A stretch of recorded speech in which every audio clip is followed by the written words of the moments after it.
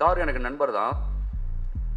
இப்போ அவங்க ஒய்ஃப் எப்படி நினைப்பாங்கன்னா, அவன் அராத்து கூட பழகாத, அவனை கெடுத்துருவான் அப்படின்ற மாதிரி சொல்லுவாங்க.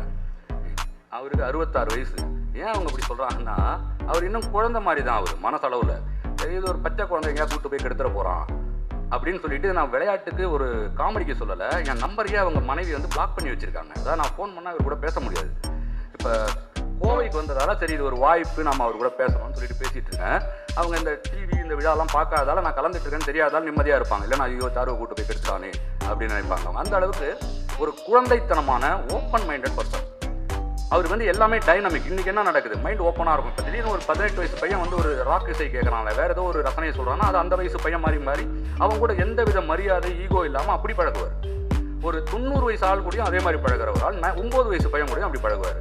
எனக்கு ஒரு பையன் இருக்கான் ஆழி, அவன் எல்லாரையும் அங்கிள் சித்தப்பா இந்த மாதிரிலாம் கூப்பிட்டு இருப்பான். இவரை மட்டும்தான் சாரு அப்படின்னு கூப்பிடுவான். அவன் வயசு இப்போ ஏதோ 10 திட்ட போகிறாங்க, வயசு மறந்துட்டு ஒரு 8-9 இருக்குன்னு வச்சுக்கோங்களேன்.